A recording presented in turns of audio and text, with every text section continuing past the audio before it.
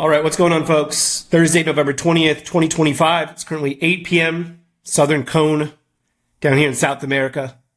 My name is Hamilton, and I'm here at the Trading Initiative. We just traded through one of the worst days of this bull market cycle, starting end of 2022, beginning of 2023. Today in particular felt worse than some of the bigger drawdowns, given how close we are to all-time highs and kind of the implications of that. And I don't mean that lightly. We were trading the regional bank crisis of 2023. And you had people standing out front of Silicon Valley Bank, like hoping that they could get their money out. I remember seeing that. 2024 here, we had the Japanese, yen carry trade blow up that it felt really bad at the time, but it's funny looking back at it now. It really wasn't that big of a deal, and it set up some really good buying opportunities. We were trading through the Liberation Day stuff. And that was crazy, mostly because it extended over about a 2-month period. But the bottom was absolutely a very, very intense trading. Again, though, setting up some great buying opportunities. Today felt on par with those. And what made today, in my mind, more important to focus on than some of the other random down days is that there was no real reason from a news headline standpoint to be down this much. As a matter of fact, all of the news that I can think of over the last couple of weeks has been very good. We've had $1 trillion or more from Saudi Arabia coming in to the United States, just had blowout earnings in NVIDIA. The administration is pretty much getting what they want for the most part. It's been accommodative news headlines, and yet still the last couple of weeks have not traded well. And today was kind of a culmination of that. So I want to start there, and I just want to briefly talk about something. Everybody's going to have their own style of trading. And if you're making money, don't let me get in your way, whether that's shorting up trends or longing down trends, whether you're playing a contrarian style of trading, a trend following style of trading, day trading, scalping, doesn't matter. If you're making money, don't ever let anybody tell you you're doing something wrong. For me personally, I've never found consistent profitability by trading the news, ever. In my mind, the news is always one step late and price is always there first. So I focus on price. Last night after NVIDIA earnings came out, put a funny little tweet out, but this is a very real scenario that the narrative, the news headline was going to be printed this morning, was going to be based off of the opening print of price. Had nothing to do with earnings themselves. Because again, if you go back and you look really quick at NVIDIA, what you'll notice is they consistently beat earnings every single quarter. I mean, they don't have a bad quarter really. They have some slowdown and everything else, but they beat everything. And this latest earnings was a blowout. And so I was kind of halfway joking, but if price was up this morning, the news headlines were going to be something like AI valuation set to expand due to off the charts demand. And keep in mind, over the last couple of weeks, the big fiasco has been about kind of the credit issues that the AI vested companies are going through right now. And so if it was down, if NVIDIA's price was down, the news headlines are probably going to continue that narrative. AI valuations are too high. Credit stress points to cautionary bubble. And of course, we know that pre-market, NVIDIA was up huge. One of the bigger moves. And it was pulling everything up. And so lo and behold, you go and go on Google or whatever, and you type in NVIDIA earnings or whatever, stock market, anything. First headline that came up was obviously accommodative to price. NVIDIA up 5% in pre-market as analysts dismiss AI bubble concerns. And so I want to ask you something kind of before we get into the meat of this video. If the news had any value whatsoever, they would not be chasing price per se, meaning the last 2.5 weeks was all about how bad this AI bubble was getting. There was fund manager survey out from Bank of America for the first time ever since they started running the survey. More fund managers said they didn't like the Mag 7 companies spending all of this money on this AI infrastructure. It's the first time ever that they're admitting that the largest and most important companies in the world are overspending on their future, right? So for the last 2.5 weeks, that's been the narrative around the weakness in semiconductors and the AI bubble trade. NVIDIA came out, and all of a sudden, the news headlines briefly this morning were, wait a minute, maybe AI bubble's not actually that bad, and we're overblown. Now, obviously, I haven't gone and looked at the headlines tonight, but what do you think the headlines are going to be? A complete opposite from what they were this morning. So again, follow price, folks. Don't follow the news headlines or the tip on the street that you hear from a guy walking past you. It doesn't matter. Follow what the market is actually telling you. And what the market has been telling us for a while is to watch out. In my mind, I think the first fire, first shot across the bow was in the crypto market. And, we have a wonderful guy, Josh, inside of the trading initiative that really keeps his pulse on the crypto market. And we've had some good conversations about this. But if you go back to October 10th, let me zoom out here. Remember October 10th when it was like the largest liquidation event in the entire market, crypto's history from a dollar standpoint? If you want to be bullish Bitcoin, you looked at that and you said, listen, now we've flushed out all the leverage. All the weak hands are out. We're going to rip higher. I'll be honest with you folks. I wasn't buying it at the time. And I wasn't willing to commit capital. And it wasn't that I'm smarter than anybody. It's that I follow, trend and price. And so what I wanted to see was, okay, well, if that's the case, let's see price get back up and threaten, those new highs. Let's see this total market cap threaten those all-time highs. And instead it's done the exact opposite, right?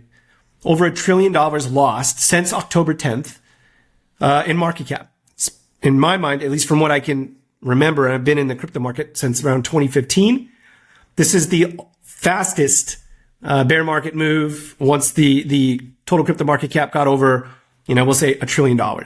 They just lost $1 trillion in about 5.5 weeks. That's a significant amount.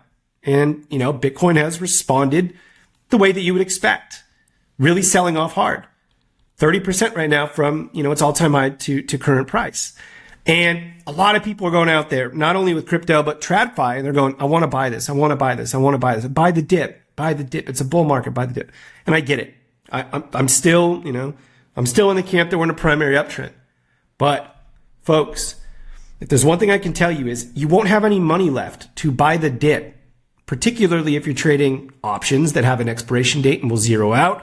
If you're trading leverage in the crypto market, there just won't be any money left in your account to actually buy the dip once the market starts going back up, if it does. So what I like to focus on is buying the bounce. I don't want to be the first one in. And the way that I kind of maneuver through this stuff, and it's not perfect, over the last 2.5 weeks, I've stopped buying. And I'll show you why. It's not perfect, folks. I didn't short the top. That's not my style of trading. I'm very rarely going to time the absolute top in anything. I'm also not going to buy the absolute bottom in anything. I'm focused really on the meat of the trend, the 80%. And so what I like to do is, and you don't have to use this particular strategy if you don't want, you could mess with it. But the idea is to align price with trend.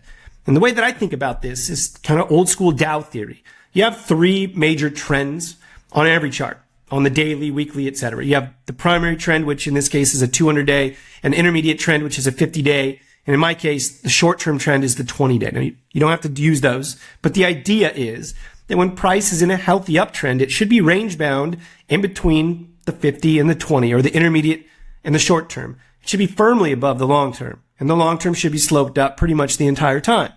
Well, what we got over the last couple of weeks is a breakdown, and not only the short-term, but the intermediate term. And folks, I've been in the market going on 16 years next year.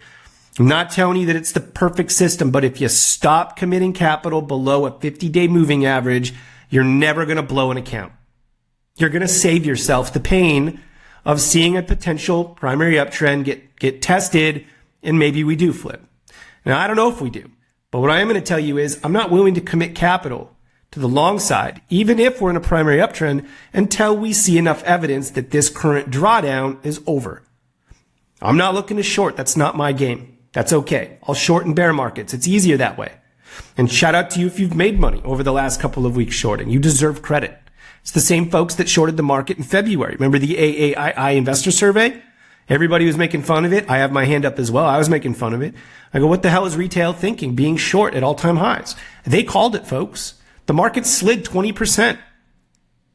And the retail traders were calling it the entire time. They beat the pros at their own game. So shout out to those guys. The problem is they remained short for a majority of the rally. And that's really what, the hard part about shorting is if it works, you continue to short and short and short and short, even when the evidence flips against you.